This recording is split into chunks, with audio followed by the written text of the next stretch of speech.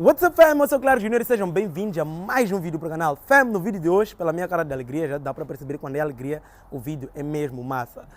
Fam, hoje estamos aqui com um Toyota Vitz, que aparentemente não tem nada de especial, mas o carro na verdade não tem nada de especial porque o especial é o dono. Este carro é um carro que pela matrícula já dá para ver que não é moçambicana, é de um proprietário que veio diretamente da Alemanha, está a fazer um cruise, está a fazer uma viagem muito longa com o seu Vitz. E hoje ele está aqui em Moçambique, vamos fazer uma pequena entrevista a ele para nos explicar o que é que ele já passou com o carro, quais são os países que ele já passou, o que é que ele teve que fazer da Alemanha para chegar até aqui e de onde é que começou mais ou menos a ideia de viajar. Mas antes de mais nada, subscreva no canal, deixa aquele like pesado para que a malta faça aquela cena bem doida. Então, fam, aqui estamos com Charles. Charles, nice to meet you, ok?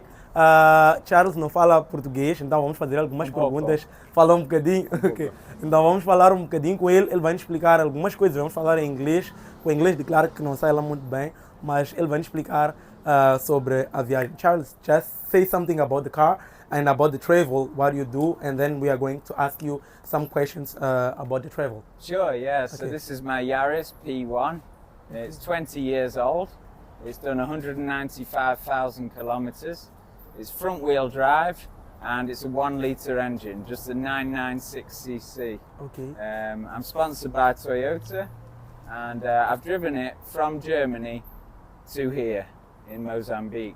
It's been around 30,000 kilometers, the trip. It's taken over a year, and the car is heavily modified. I've designed and worked with different mechanics, whether it be bush, street mechanics, or engineers, to modify the car so it's suitable for the heavy terrain and bad roads around Africa. 2 weeks ago I set a new world record and climbed Sani Pass in South Africa into Lesotho. You're only supposed to go up there if you're 4x4, so I just put a 4x4 sticker on the back and did it anyway. It's the first time in history, according to all of the border and security patrol in Lesotho, is the smallest engine car ever to climb Sani Pass. Okay. So I've made certain modifications to the car. As you can see here, I've got a towing bar here. I'm going to start pulling vehicles like Land Rovers and any other vehicles that I find struggling, because I seem to come through and they seem to be sat in the side of the road. I've tinted the windows to keep the heat out because there's no air conditioning. Okay, you don't have any condition, so you are using the fan. Yeah, so Okay. I've got my air conditioning unit here, which I fitted in West Africa. Okay. I picked this up in Ivory Coast, and this just blows the air through when I'm in traffic or standing. Down here, I've got my fridge. I keep my cold drinks in here. And then obviously I've jacked the suspension up Okay. 10 centimeters, so it's at least double the height of a normal Of normal, Yaris. yeah. You can see here, The tires. the front wheels I upgraded from 14 inch to 15 inch, and then I put all-terrain chunky tires on Okay. it. We also cut out the arches with a grinder to make more space, hammered them out, so now that I can steer with them. I got sponsored today for some new Monroe shocks from NBC, is it? NBC. Okay. Yeah, I saw the NBC speaker. sponsored me today, and then they did that with Gold Auto, fitted them for me. Okay. So, and then under the front here, I don't think you can see it, but you can see on my Instagram, Okay. there's a 3mm steel plate Plate, welded into place to protect the bottom car. of the engine from any rocks or bashes. Carro tem para tudo, carro. The idea for me is to not break down in the first place, rather than break down and be stuck somewhere waiting for parts. Okay. But I've not broken down one single time, all the way from Germany to here. And yeah, I've just keep maintaining the suspension that I've modified myself. There are other modifications as well. But yeah, it's never failed me yet. Yeah. I've only been stuck 4 times in a bit of sand in the side of the roads in West Africa, and that was it. Oh, I did. Okay, so how many countries that you passing for? This is about my 28th country now. Okay. Yeah. And you travel from Germany all the way from South Africa. Yeah, that's right. Down the west coast of Africa. Okay. So how you get it to Africa? Just driving, or you get to get in a boat or something like Yeah, that? just from the southern tip of Spain over to Morocco, it was a 1-hour ferry. Okay. And apart from that, I've driven all the way, mainly along the coastline, all down West Africa. Okay. Apart from Nigeria into Cameroon, where I crossed from West Africa to Central Africa. It was like a war going on at the border, and you're not really supposed to cross. Okay. But they made me sign a document to say I wouldn't cross, and then I went and got in my car and crossed anyway. And that was like the most treacherous terrain of the entire trip, you know, because there's a war going on. I met up with the Nigerian army. Okay. And they were stuck in the field, in the mud, in their Hilux, and I just drove past them. Okay. Okay. So your car is 4-wheel drive or just front-wheel drive? Just front-wheel drive. Okay. So I only focus on the front wheels and tires.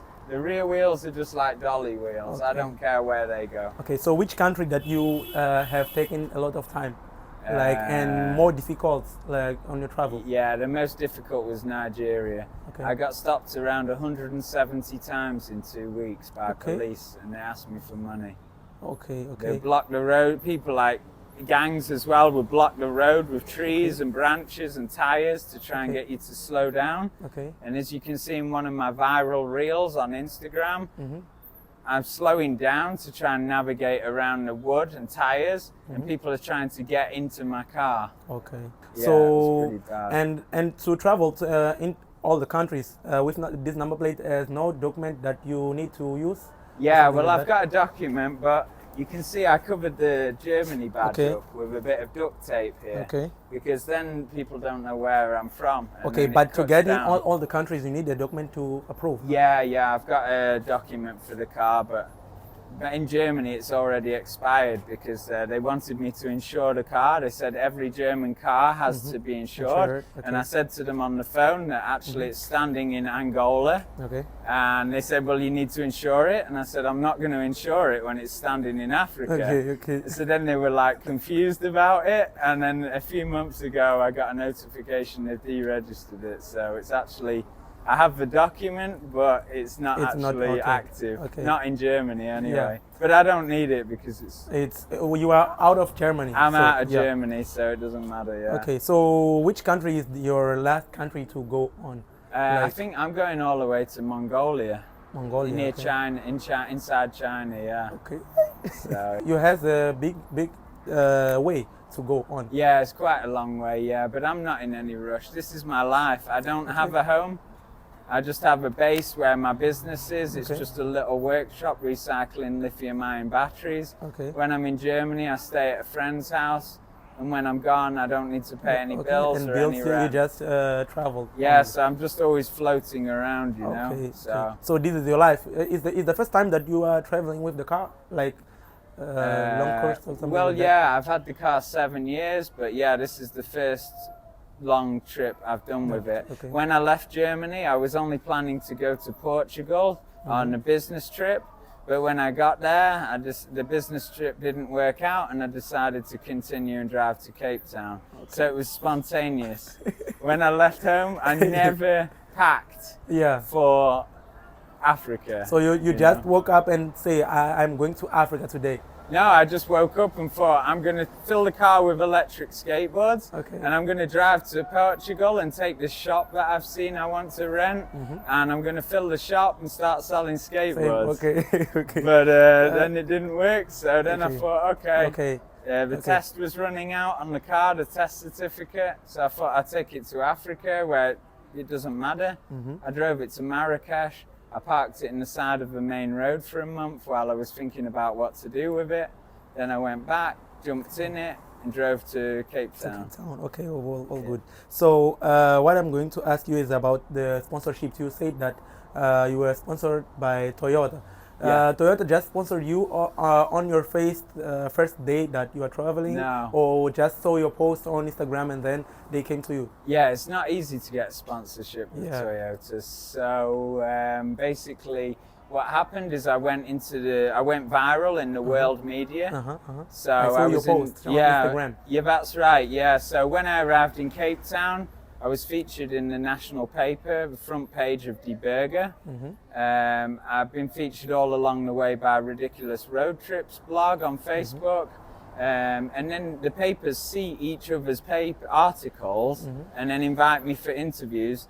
So I didn't realize, but you can actually go viral in the papers. Okay. So when they see each other's story, they share it around. So then when I flew back to Europe, I went in Bild, which is the largest newspaper in Europe. Okay. And then I went on a blog called Cologne is Cool. And they have a lot of followers, and when it was posted on there, a lot of the followers were tagging Toyota Germany, and then that sort of opened the contact between me and Toyota, and then they invited me for a few interviews, which you can see on my Instagram, and I've still got some of my parts they gave me in the back of the car. So now. I think that this is the best part of the travel of your trip. Oh yeah. It's an honor to be endorsed by Toyota, you know. So, and I'm gonna need that clutch if I'm gonna be towing out some Land Rovers, you know. It's gonna. Your car is automatic or manual? Manual. Manual. Okay. Yeah. I'm happy about that. Vitz manual. That's right. Yeah. Okay. When he says that to me, that is someone that came from Germany all the way to Mozambique, I was like, what? You are lying to me? Something like that. I just asked him 2 times or 3 times. Like, it's real about that. And he says to me that he sent me a photo. Sent me a photo in BC, and I think that you are changing the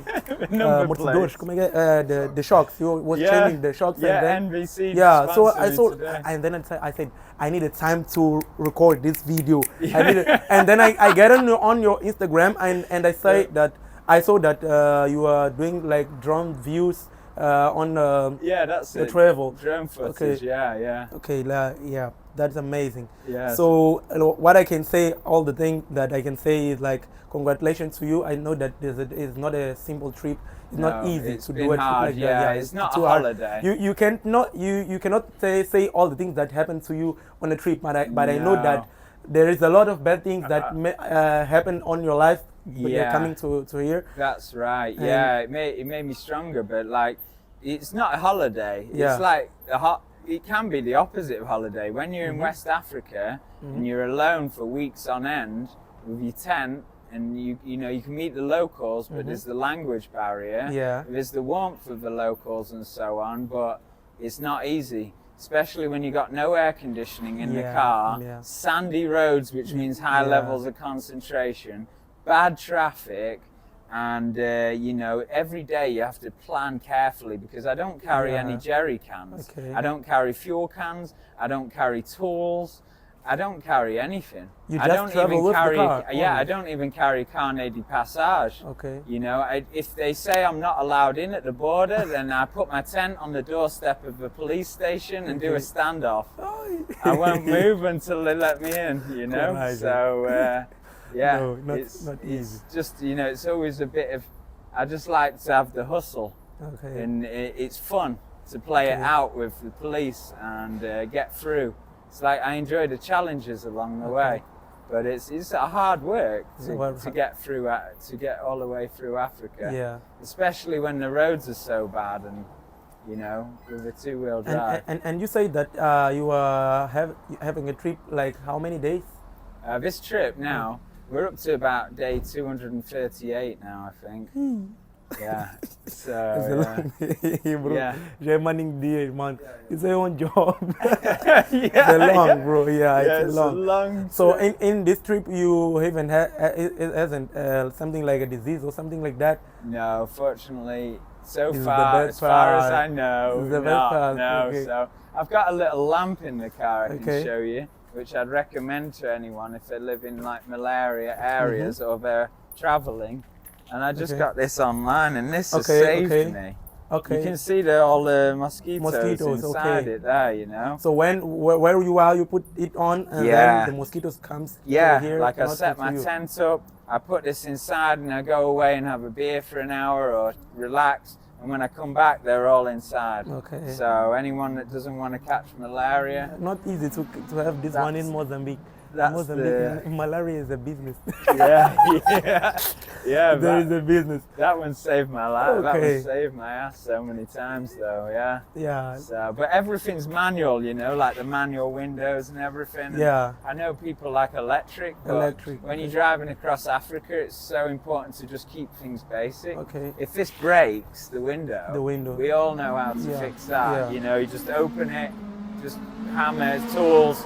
If it's electric, it's a different story. You need parts, you know. So that's what I love about having a 20-year-old car, because it's just so basic. Okay. You know, everyone can understand how everything How works. it works. You don't need parts to fix yeah, it. and the parts, I think that it's so loud. So I think that the parts are too easy to find them. That's like me back at the Angola border. Yeah. Okay, brother. I think that this is all of the video. So we can just say thank you to record with you. Yeah, it's been an honor, man. It was a pleasure to have you in Mozambique. Just say welcome to you, and then have a good trip where thanks, you go man. on. Appreciate it. Appreciate Então, it, man. irmãos, ele que é o irmão que fez a viagem. Espero que vocês tenham gostado do vídeo. Vamos fazer uma pequena tradução. Se não estiver certo aí embaixo, vamos corrigir. Mas este aqui foi o Vitz dele. Sigam aqui o Instagram dele, que vai estar aqui no @ para vocês poderem acompanhar toda a viagem que ele fez desde a Alemanha até aqui. Eu sou o Claro Júnior. Sejam bem-vindos ao meu canal. Subscrevam no canal. Deixem um like pesado para que a malta faça aquela cena bem doida. E até a próxima.